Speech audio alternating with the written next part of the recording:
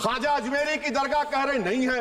अरे सर, एक लड़का था साबिर मलिक बंगाल का, मार के पीट कर मार दिया गया। क्यों? क्योंकि उसने बीफ खाया, बाद में मालूम हुआ नहीं खाया। अरे सर, अगर मैं इस पार्लियामेंट में खोद दूं, इसमें गड़ा कर दूं, तो खाने जहां का हिस्सा मिलेगा तो मेरे। सोच कर यही मंदिर मस्जिद भी दंग है कि हमें खबर भी नहीं, ये और हमारी ही जंग है। कोई धार्मिक बातें और धार्मिक तौर तरीके से जब नेता लोग करने लगते हैं तो देश टूट जाते हैं और इस हिंदू मुस्लिम का बंटवारा कर रहे हैं। उसी पर असद नबी साहब ने पार्लियामेंट में आज हिला दिया है। अजमेर दरगाह शरीफ में जो सर्वे होने जा रहा है उस पर उन्होंने चर्चा की है।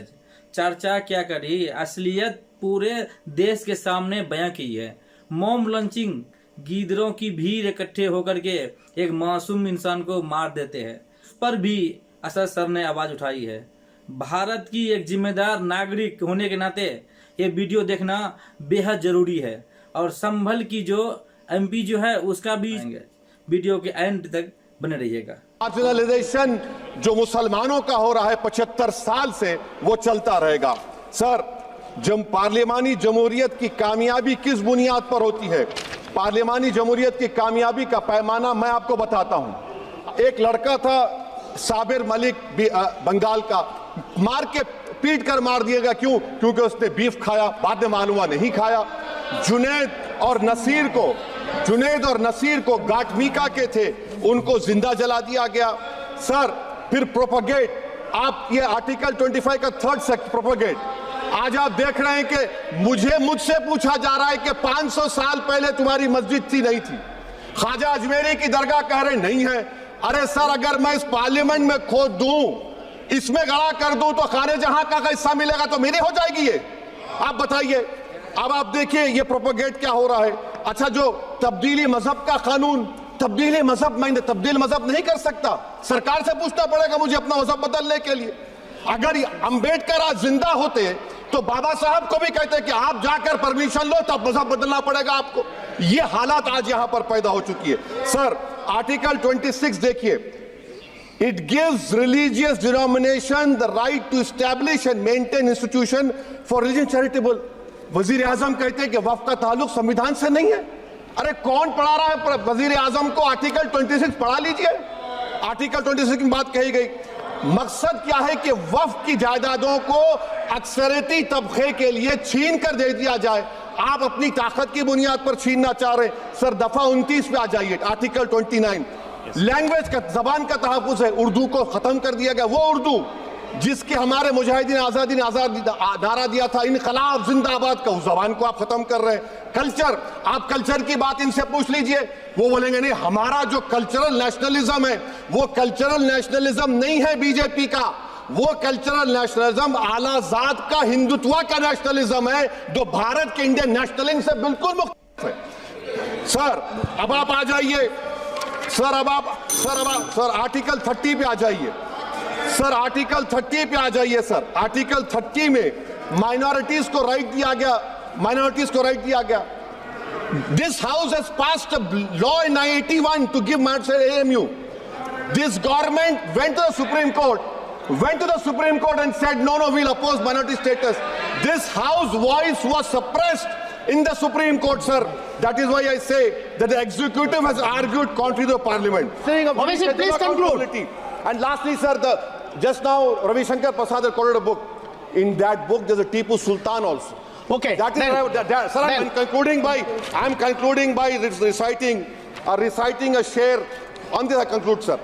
निसार में तेरी गलियों के वतन के जहां चली है रस्म के कोई ना सर उठा के चले, जो कोई चाहने वाला तवाफ को निकले, नजर चुरा के चले। सर, हम जिस्म व जान बचा के चले, बहुत है जुल्म दस्ते बहाना के लिए।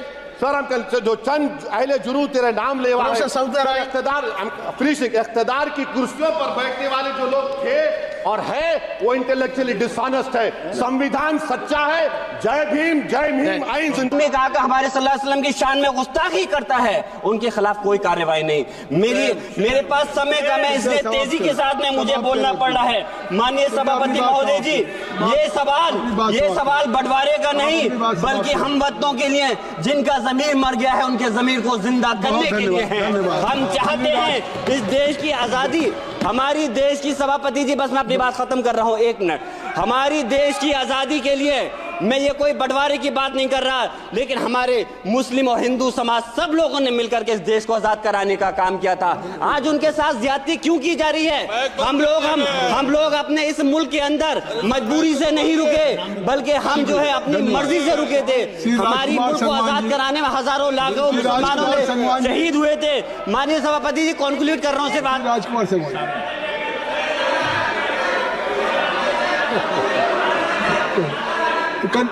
आप कंक्लूड करें ना, आप कंक्लूड कर लें।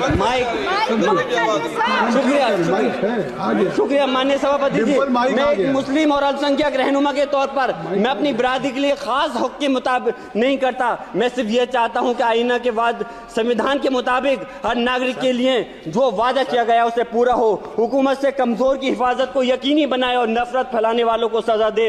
और मैं अपनी बात इस शेर के साथ खत्म करना चाहता हूं जो कि हबीब जालिब का शेर है।